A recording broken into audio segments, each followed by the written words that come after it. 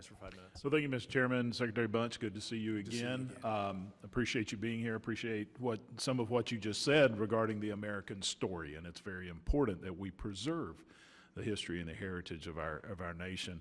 And one of those just being who we are as a people, as well as our government and our rights that we have, being especially a First Amendment right, comes up quite often these days. And as I explained to people that the First Amendment doesn't exist to only protect the speech you're comfortable with, but the things you're uncomfortable with.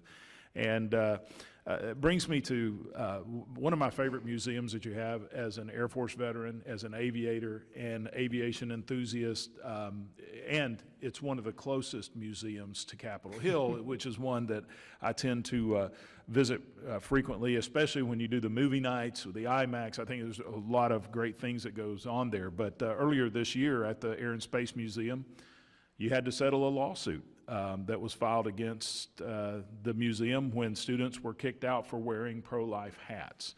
It was a huge concern, still a large concern, especially when you talk about the American story. These young people have their rights to express their political beliefs as well. Now, we've been assured that this was a mistake on the part of security guards being misinformed, but is this reflective of a broader bias by the Smithsonian, or was this an isolated incident? This is clearly an isolated incident, because think about that day, the March for Life. There were hundreds of people that went to different parts of the Smithsonian and were accepted, no problem at all. It was a mistake where we have a policy that says you cannot bring in posters and placards. But other than that, you're entering in. And the new security man made a mistake. And that in essence, what we do is, as soon as we found out, we corrected it that day. I also then made sure that we had new training, and we have a policy that anytime there's a demonstration on the mall, that morning, all security are briefed on what the rules are, to be able to make sure that people's First Amendment rights are not challenged by the Smithsonian. So this was a mistake, and I think we've corrected it, and we've not had any other problems since that moment. Okay, and so are there any other changes other than the ones you just outlined that you have made? Increased training and better communication? Yeah, I think that's what's really important, to make sure that works. And then we test to make sure.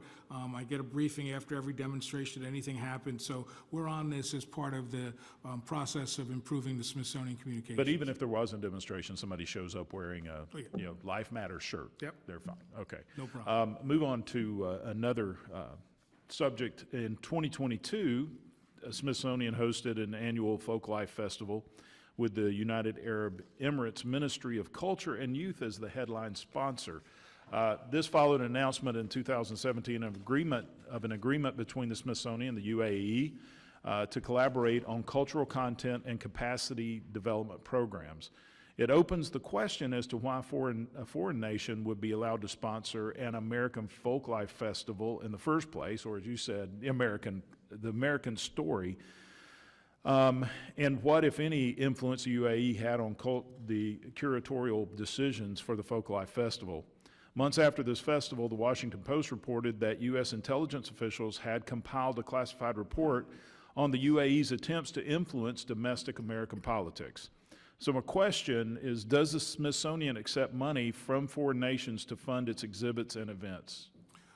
The Smithsonian, the Folklife Festival is one of those moments where we do a domestic program and an international program. Okay. And that the Smithsonian has received support from nations that are being part of the festival. What we make clear, however, is that that support has nothing to do with content. They're not involved in the decisions about what is actually shown. It really is a support to bring performers and scholars over. But we're very clear that money from anyone really does not get to tell the Smithsonian what the interpretations, what the work that we're trying to do. So what policies do you have in place or programs in place to ensure that foreign that foreign investment will not influence in one way or the other what you display or what goes in the museums or what you highlight? We have written policies to do that. We also have several opportunities to vet these things, so that when issues are brought forward at a festival, for example, first it's the responsibility of the festival director to make sure that his or her staff is following the rules. Then we bring it up to a higher level within the central administration, that we make sure that there aren't those moments where funding really reshapes the kind of work we want to do. All right. Well, thank you. I yield back.